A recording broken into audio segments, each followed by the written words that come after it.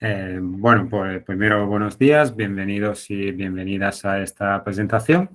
Voy a empezar la charla y lo primero que vamos a hablar van a ser aplicaciones de imágenes 3D en identificación forense. Esto es un pequeño ejemplo para motivar un poco la charla. Vamos a ver como ejemplo un escenario de identificación con comparación facial forense. Bueno, método tradicional, entonces vamos a decir que tenemos dos fotografías y queremos confirmar que el sujeto de la fotografía es la misma persona. Pues tenemos varias tareas que podemos llevar a cabo. Por ejemplo, podemos hacer un análisis de los rasgos morfológicos, podemos hacer una comparación más bien holística. Lo que sí no podemos hacer en este caso es tomar y comparar medidas, o sea, fotoantropometría, porque como vemos, la pose de la cara en la fotografía es distinta entre las dos. Y tampoco podemos hacer una superposición porque no hay manera de alinear estas dos caras. En cambio, si disponemos de un modelo 3D de la cara del sujeto, que es el que vemos en la izquierda, pues con un pequeño trabajo, pues sí podemos llegar a ser un solapamiento. La gran ventaja del solapamiento que nos permite comparar los rasgos de una manera mucho más detallada y fiable que si tuviésemos que imaginar eh, solapar estas fotografías en nuestra cabeza. Entonces, la mayor motivación de utilizar modelos 3D en este caso es que la podemos emplear en cualquier fotografía porque pues solapándolo podemos adaptarlo a la pose que ocurra en la fotografía, da igual qué fotografía sea. Bueno, hemos hablado de solapamiento, pues en el diccionario, pues solapamiento significa simplemente solapar o superponer un objeto a otro, pero de manera que ambos sean visibles. Lo que vamos a explicar hoy técnicamente sería solapamiento 3D, 2D, que viene a decir pues solapar un objeto real o de forma más cómoda un modelo 3D de un objeto sobre una imagen y obviamente pues de manera que la pose de los dos objetos sea la misma. Aquí vemos cuatro ejemplos, pues vemos una superposición de una cara sobre una fotografía de una cara, luego vemos una superposición de un cráneo sobre una fotografía, también podemos ver la superposición de un modelo 3D dental sobre una fotografía donde se dan los dientes y finalmente pues una superposición de un modelo 3D de una clavícula encima de una radiografía. Eh, bueno, estos cuatro ejemplos hacen referencia a cuatro aplicaciones distintas del solapamiento. Ya hemos visto la comparación facial forense, también tenemos la superposición craniofacial, la radiografía comparativa y la comparación dental. Luego detallaré un poco más cada técnica, pero ahora vamos a quedarnos con el ejemplo de comparación facial. Ahora, ¿cómo se lleva a cabo un solapamiento? Pues a primera vista, la tarea es la de coger un modelo 3D y dentro del ordenador, pues ponerlo encima de la fotografía, moviéndolo, rotándolo y cambiando el tamaño. Sin embargo, cuando la fotografía tiene algo de distorsión de perspectiva, este enfoque no funciona. ¿Eso por qué? Porque cuando visualizamos un modelo 3D, típicamente no hay ninguna distorsión de perspectiva o no es la misma cantidad que vemos en la fotografía. ¿Vale? Aquí vemos un ejemplo donde he solapado el mismo modelo 3D encima de dos fotografías con distorsión de perspectiva muy distinta y os aseguro que no se puede compensar la diferencia entre la forma que vemos en una foto, en un solapamiento en el otro, simplemente moviendo, rotando el cráneo. Es que la forma en una fotografía va a aparecer distinta. ¿Vale? Para entender mejor este tema, vamos a ver lo que se llaman parámetros de cámara.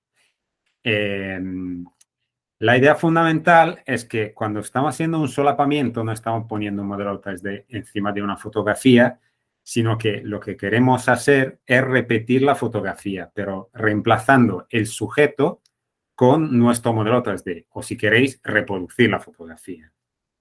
¿Vale? Por eso tenemos que reproducir las condiciones fotográficas que vienen a ser, pues, la ubicación y la orientación de la cámara. También vamos a tener que tener en cuenta qué cámara estamos utilizando y qué objetivo estamos utilizando.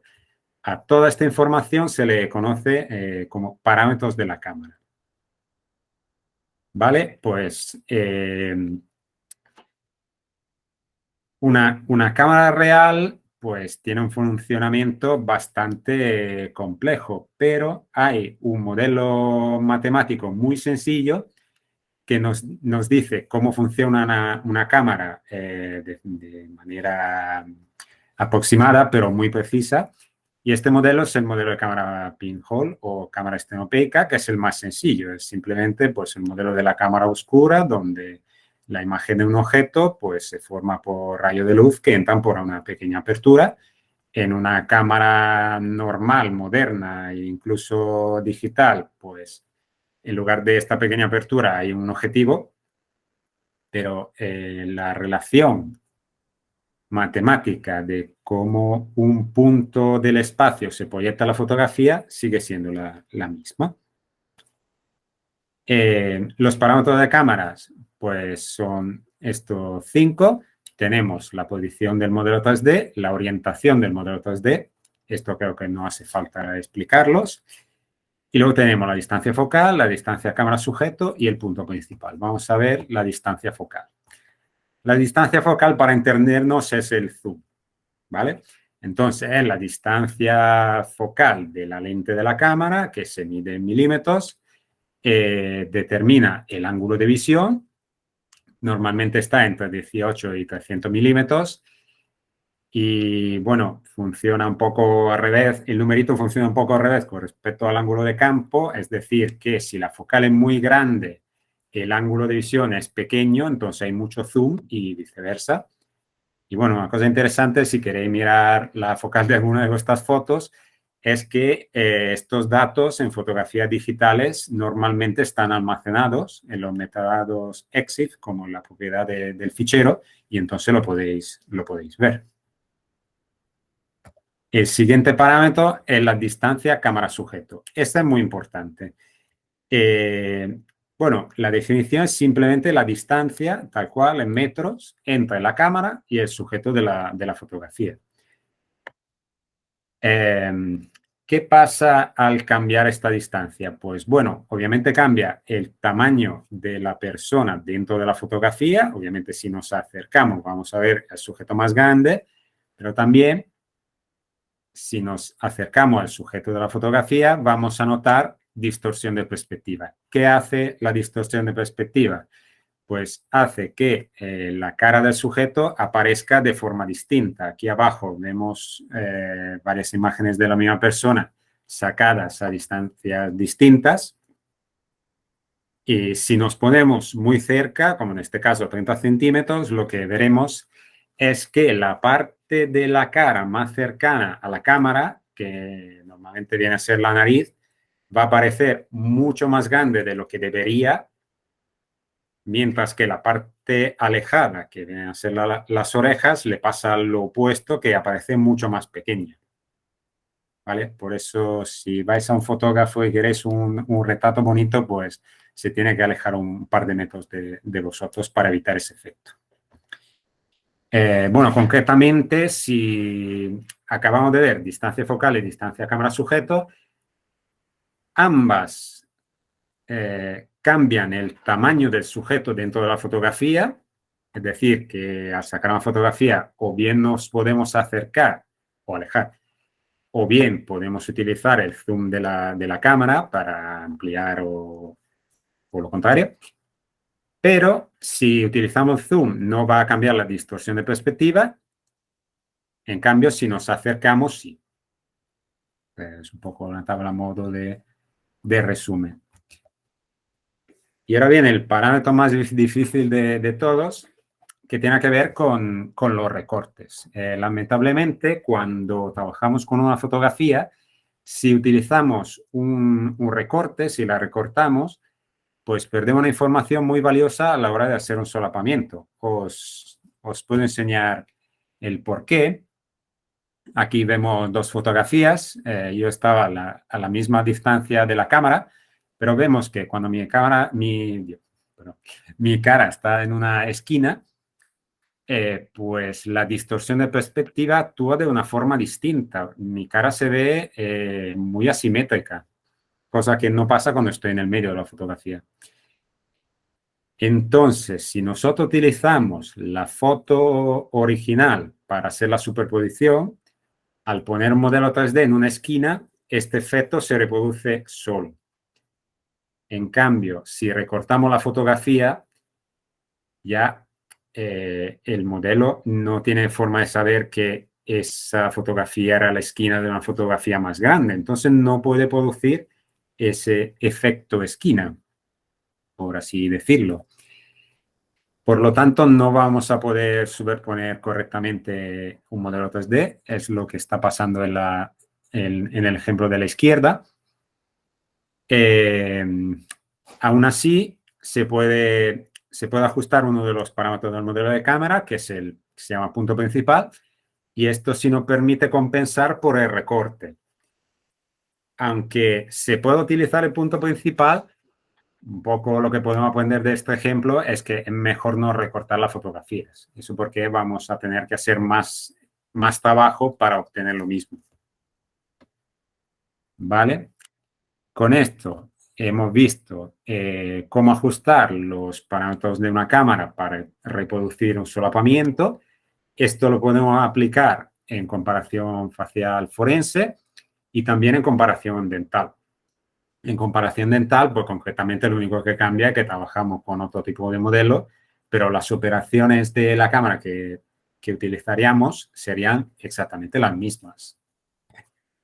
En cambio, ahora vamos a ver cómo aplicar todo esto a superposición craneofacial.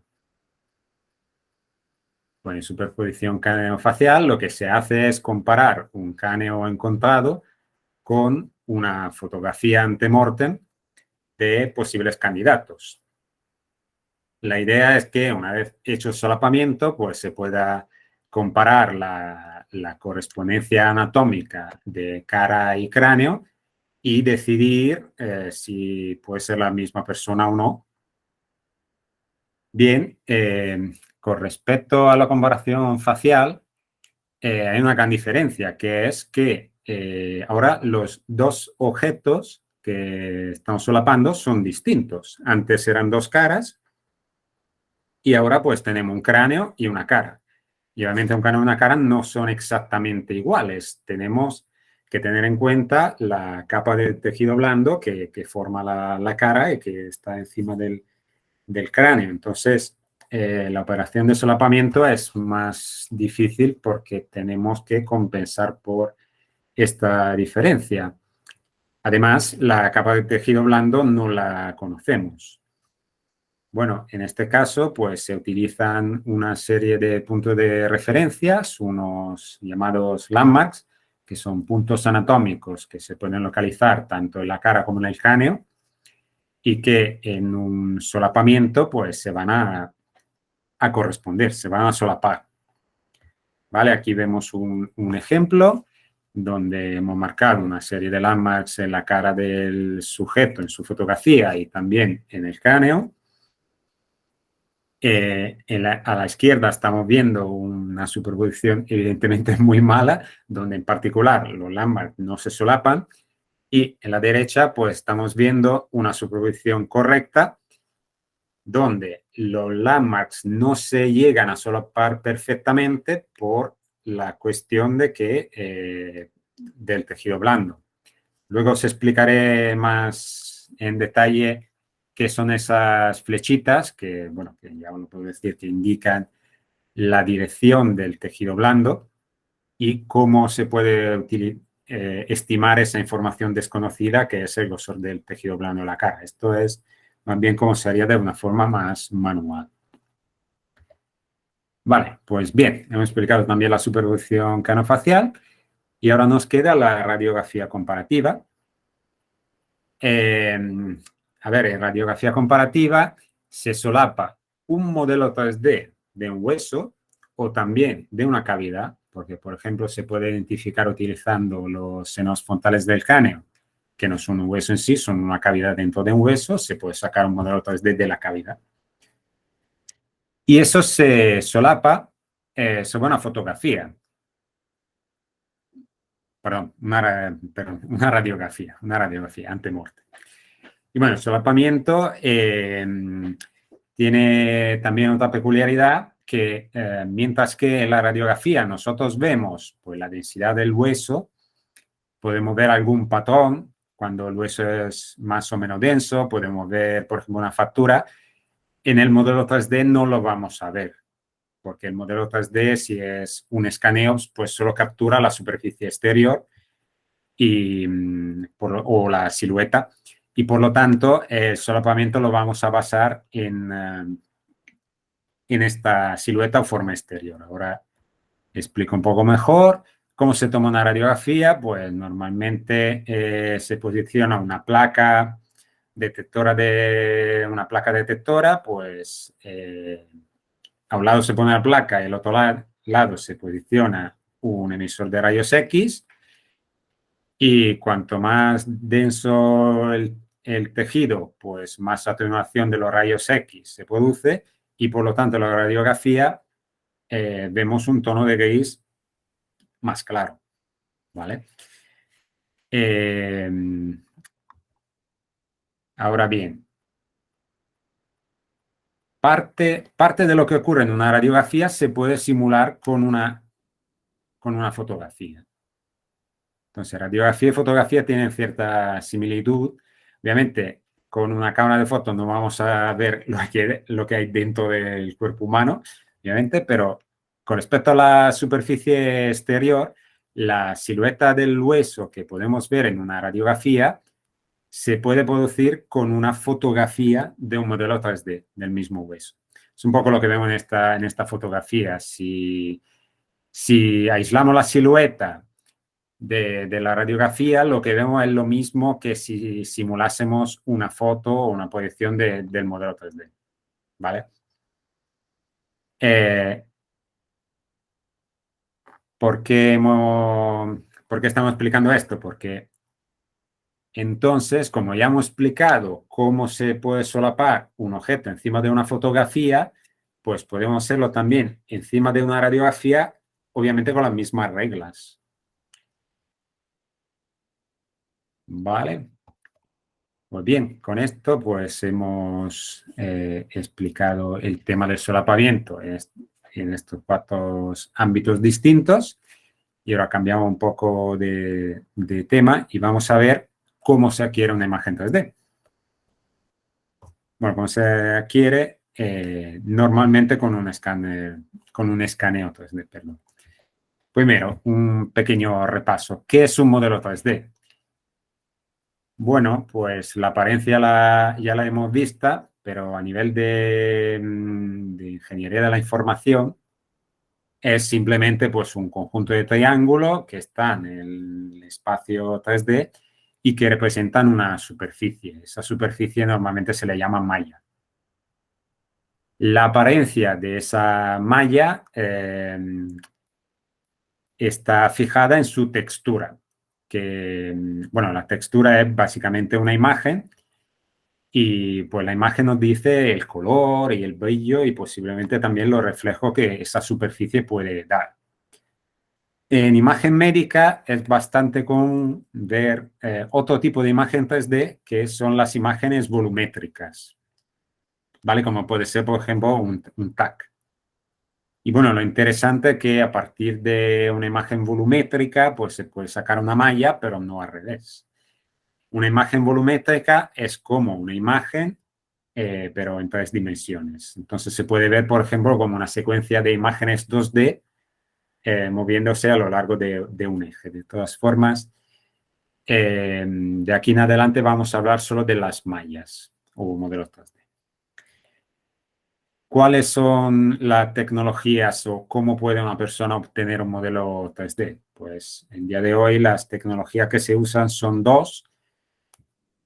Primero, los escáneres de luz estructurada y el siguiente son los sistemas de fotogrammetría.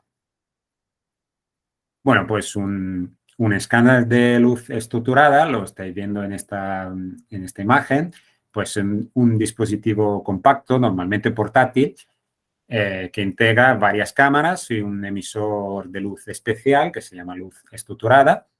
¿Cómo se utiliza? Pues se utiliza un ordenador, se apunta el escáner al objeto y se va moviendo el escáner alrededor del objeto y en el ordenador, como estás viendo en esta fotografía, pues se ve una vista previa de lo que se está escaneando y de esta forma pues el usuario puede ver si se le ha olvidado una pequeña parte, si todo lo que ha escaneado hasta ahora.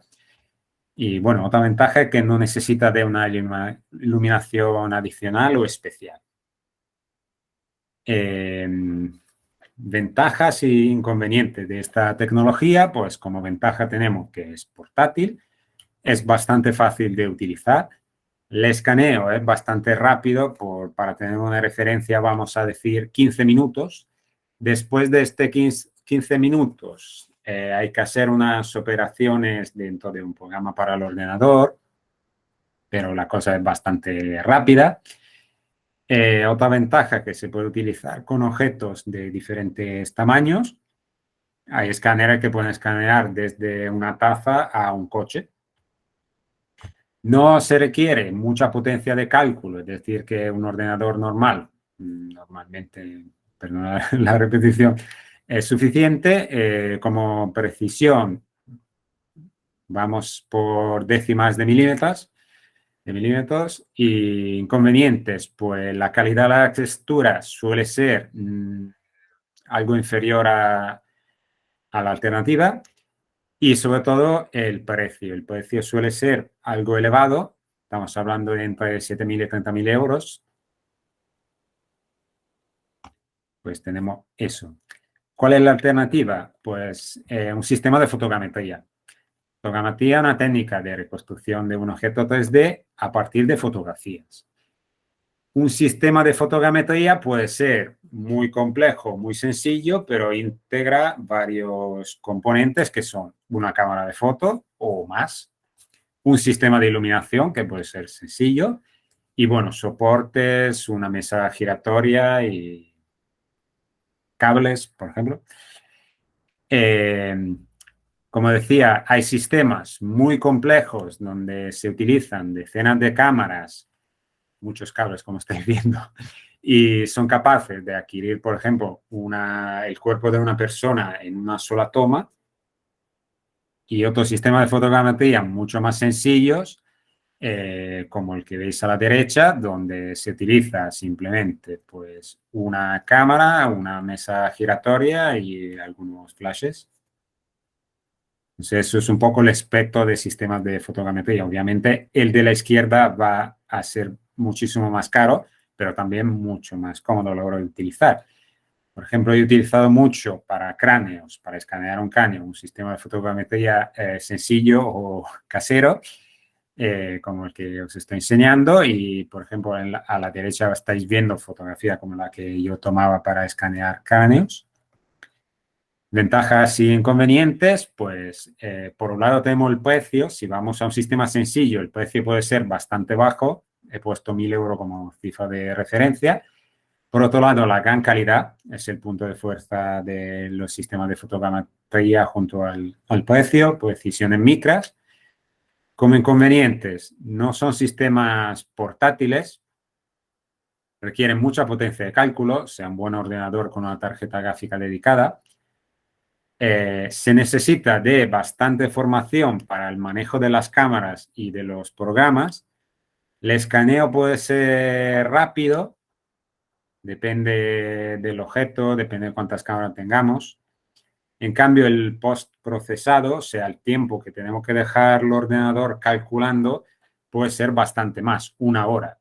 Que obviamente, si hemos hecho todo bien, después de una hora tenemos un buen resultado, no está tan mal. Pero si después de una hora nos damos cuenta que hemos hecho algo mal, es bastante frustrante. Bueno, ahora os quería dar una serie de consejos, quizás, sobre modelo 3D. Problemas comunes.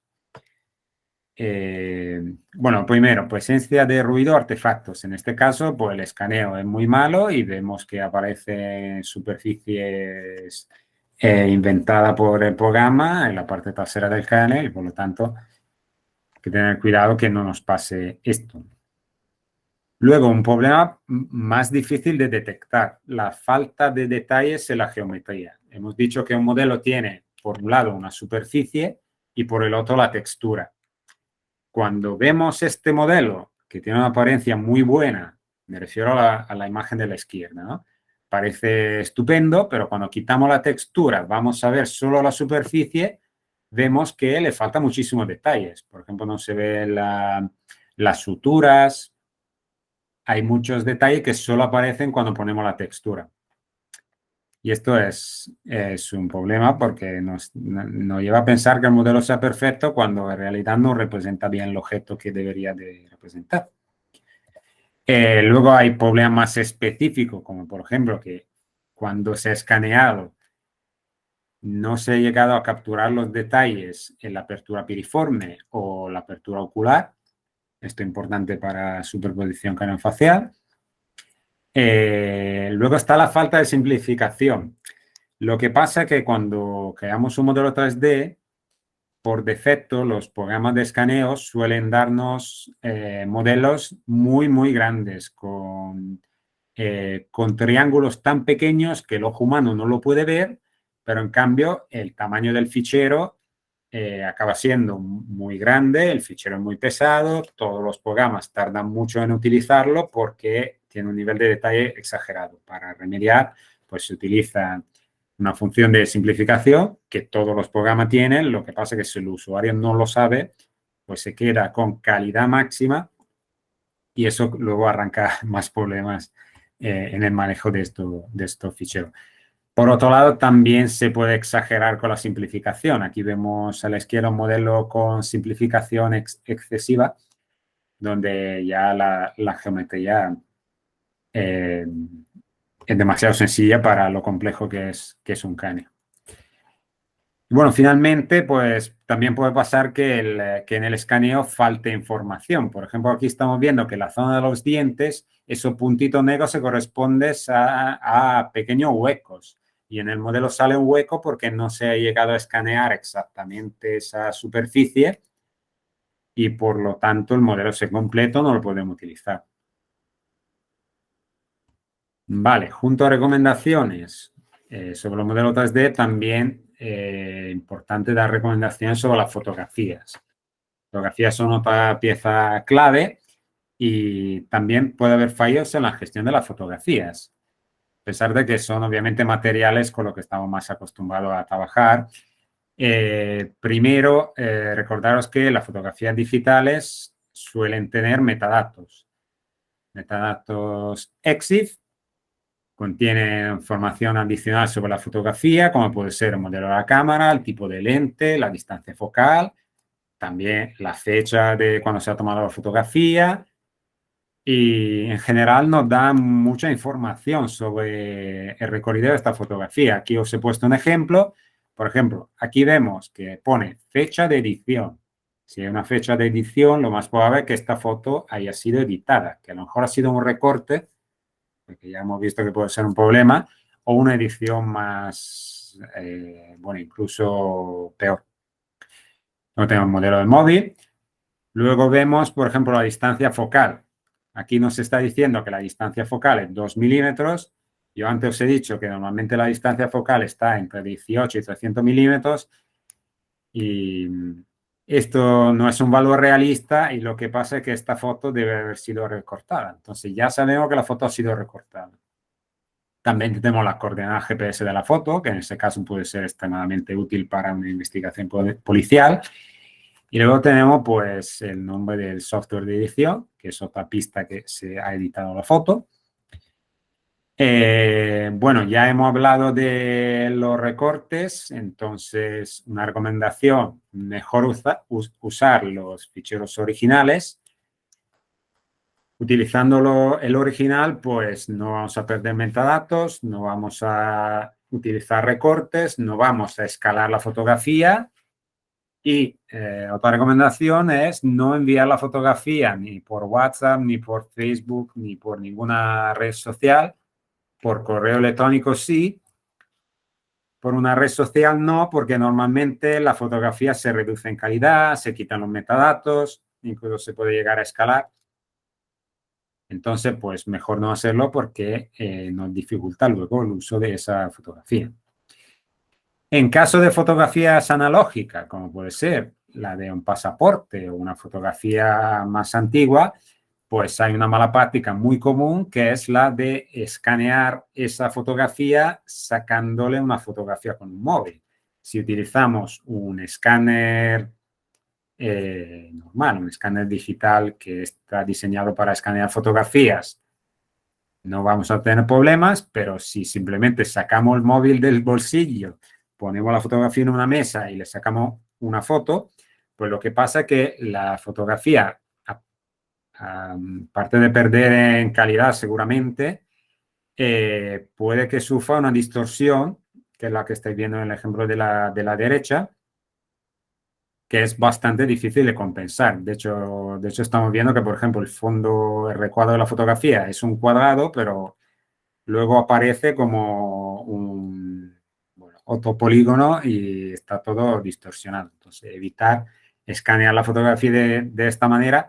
Además, vais a añadir metadatos que no son realistas. O sea, va a parecer que la fotografía es una fotografía digital, que se echa con vuestro móvil, pero realmente es una fotografía analógica. Entonces, otra cosa que evitar. Bien, pues ahora llegamos al tema del solapamiento automático. Hemos visto antes cómo hacer un solapamiento de una forma manual. De hecho, nuestra empresa comercializa un software que es Skeleton ID y este software se ha diseñado para que hacer un solapamiento de forma manual sea muy cómodo.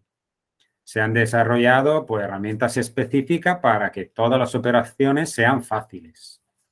Aún así, en casos donde el número de candidatos es muy alto, hay que hacer muchos solapamientos, pues eso consume mucho tiempo. Entonces, para todos estos casos, se ha visto conveniente, tanto dentro de la empresa como en mi caso anteriormente, cuando yo estaba haciendo mi doctorado y estaba investigando, pues investigar métodos automáticos, o sea, resuelto por el ordenador.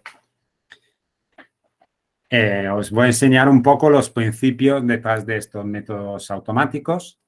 Hemos visto que hacer un solapamiento va de la mano de encontrar los parámetros de la cámara que tomó la fotografía. Por eso este problema en ingeniería informática se llama calibración de la cámara. ¿Vale? La idea que tenemos, pues un objeto 3D conocido, en este caso ahí tenemos una iglesia, y estamos sacando una foto de esta misma iglesia. Para resolver este problema, la manera más fácil es utilizar unos puntos de referencia, landmarks, que podemos localizar tanto en la fotografía como en el modelo 3D. Y aquí la solución viene porque en el solapamiento correcto sabemos que los landmarks en la fotografía y los landmarks en el objeto 3D tienen que solaparse perfectamente. Esa es la guía. ¿Vale? Entonces, pues los matemáticos y los ingenieros nos han dado unos métodos que a través de una serie de ecuaciones relacionan los parámetros de la cámara y la posición de los landmarks. Resolviendo esas ecuaciones, que es una tarea para un ordenador, pues nos da como resultado la posición, la orientación y la distancia focal de una cámara para solapar esos puntos perfectamente. Entonces, esto es el principio detrás de solapamiento automático. Vamos a ver un ejemplo. Como hemos utilizado landmarks, pues, por ejemplo, si tenemos que solapar un modelo 3D de cara con una fotografía, pues marcamos landmarks correspondientes. A la izquierda vemos un solapamiento no muy bueno y a la derecha vemos un solapamiento automático y en este caso, pues, es extremadamente bueno y vemos que los landmarks coinciden perfectamente y en general toda la cara está perfectamente solapada entre el modelo 3D y la fotografía. Lo que os acabo de enseñar es cómo se hace el solapamiento automático en comparación facial forense, o sea, cuando estamos solapando cara con cara. Se marcan unos landmarks y se utiliza el método que hemos desarrollado de solapamiento automático que simplemente encaja estos landmarks. ¿Vale? ¿Qué pasa en superposición cráneo-facial? Pues en este caso no podemos simplemente encajar los landmarks de la cara con los landmarks del cráneo porque no es el mismo objeto. Los landmarks del cráneo no tienen la capa de tejido blando, que es justo la diferencia entre los landmarks de la cara y los landmarks del cráneo. Por esa razón, hemos tenido que desarrollar un sistema que estima el grosor del tejido blando facial que está entre cara y cráneo. ¿Cómo? Pues cuando se marcan los landmarks del cráneo, también se marca una dirección del tejido blando. Esta dirección muy a menudo es perpendicular a la superficie del cráneo, pero no siempre. En puntos como las esquinas eso no se cumple, pero es bastante fácil de marcar. ¿Y qué hacemos con esta dirección? Pues estimamos dónde está el landmark facial utilizando la dirección que sabemos que tiene el tejido blando y por otro lado, para saber el grosor de este tejido blando, pues utilizamos estudios poblacionales pues según el caso. Es decir, que si se trata, por ejemplo, de un sujeto caucasiano, pues utilizaremos un estudio que haya estudiado esa misma población. Y normalmente lo que utilizamos para el solapamiento es el grosor medio, mientras que no tengamos alguna razón para pensar que, por ejemplo, esta persona pues tenía un índice de masa corporal más alto, entonces mejor utilizar un grosor superior.